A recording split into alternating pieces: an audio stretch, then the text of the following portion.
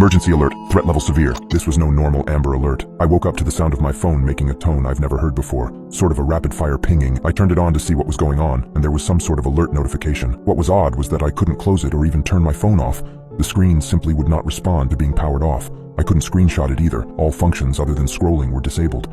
But this is what it said. Alert reports of an anomalous signature on radar were reported near your location. Advisory, stay indoors. Bring all house pets inside. Turn off all noise-making devices. Seek shelter in basements or rooms without windows or doors to the outside. Emergency services are suspended until further notice. Threat level is severe. Obey all instructions to prevent unnecessary loss of life or property. Now obviously this was pretty effing concerning. It's late in the season for any large storms, but it's not unheard of, and we've had tornadoes here before. I could hear rain on the windows and the sound of wind, so I grabbed my 3 cats and took us down into the basement with some food and a sleeping bag. My basement is cramped and full of all kinds of junk, and I wasn't thrilled to be spending time down there, but the alternative was clearly not an option.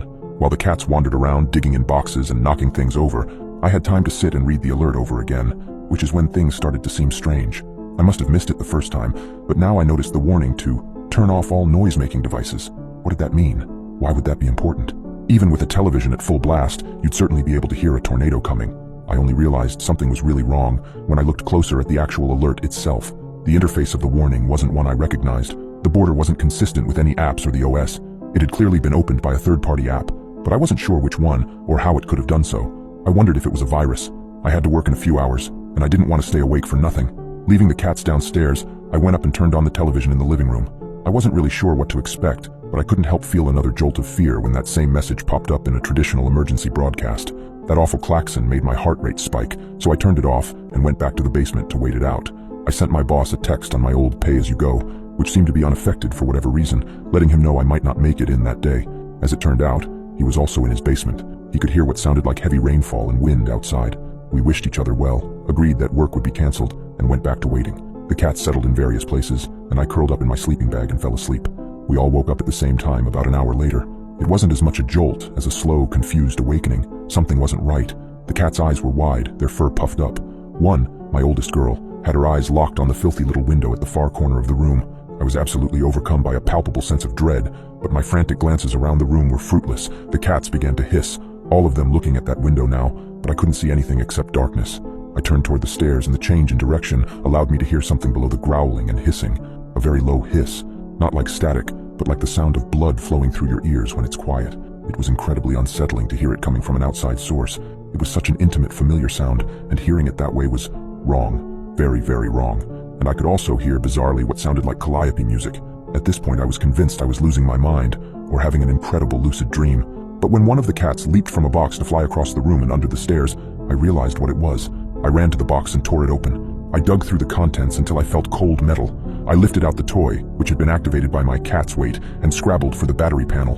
Once the batteries were out and the music had stopped, I stood breathing heavily, holding the little bear in my hands. A music box my mom had given me as a kid. The bear, rosy-cheeked, smiled up at me, and I thought I would scream. The hissing noise was louder here, oppressive. It blocked out everything, even my breathing. I've heard the phrase paralyzed with fear before, and I detested it, thinking of it as a clumsy exaggeration. But now I realized it wasn't. It was a very real feeling. The cats continued to growl and shriek, though here in the middle of the sound it was almost impossible to hear them. I had to turn around. I had to get away from the window, but I simply could not bring myself to move even a single inch. The bear grinned up at me, and I hope I never come that close to the abyss again. The feeling of your mind slipping into that endless chasm is something you don't forget. The bear was cold in my hands. The cats shrieked and howled, and the sound grew so loud I could feel it in my bones. The window rattled, pelted by rain and hail, and that endless hellish dark loomed closer and closer. A scream bubbled up and pushed against my teeth when I turned to look through the dirty glass. Instantly everything stopped. The cats, the hissing, the rain and wind. The basement was silent. The cessation of every single sound in that room was almost enough to send me teetering off the edge. I shivered violently, suddenly freezing. Something was outside, looking in at me. It glowed dimly with a strange, completely alien light. Dirty orange, the color of a nuclear sunset. The panic was so great now that it had transformed into an almost ethereal disassociation. The calm before the predator rips into flesh and bone. Something was at the window. I looked at it with glassy eyes. I don't know what it was. Looking at it was painful in a way I can't describe. The sight of it, so completely foreign, made my brain feel as if it was being exploded violently outward, tearing at the seams. The only thing that comes close is an optical illusion, something that exists but cannot be. Whatever it was, it had no business here. It was a kind of cloud, a solidified mist, like smoke, but this smoke was very much alive and aware, and it was massive. I think it must have messed with some of my other senses, because I was very much cognizant of the fact that it was larger than my house, larger than many houses, and it had been drawn to the calliope music. It watched me, shapes swirling and dissolving constantly in its body, but it had no defined shape. It flowed like water, slid down the window in rivulets that did not obey gravity, but instead searched for cracks in the glass. I was aware of time passing, a lot of time. What broke the spell was the sight of one of those drops discovering and worming its way through a hairline crack in the window frame. Paralysis became flight. In what felt like an instant, I was pounding up the stairs, my mouth wrenched open in a silent howl. The cats swarmed up past me and were gone the moment the door was open. I slammed it shut and ran for the bathroom, where I bolted the door and promptly vomited into the toilet. I flushed the strange reddish-brown contents and curled on my side, wedged between the toilet and the tub, my face against the cool porcelain. I passed out. When I woke up, it was half a day later and my cats were furious at the lack of food. I've been in a daze since I woke up. The alert is gone, but it seems the phone lines are down. I have access to the internet, but it's not behaving correctly. I have access to some sites, but not others. I can't bring myself to leave the house. The sound is gone, as is whatever was creating it, but how can I be sure it won't come back?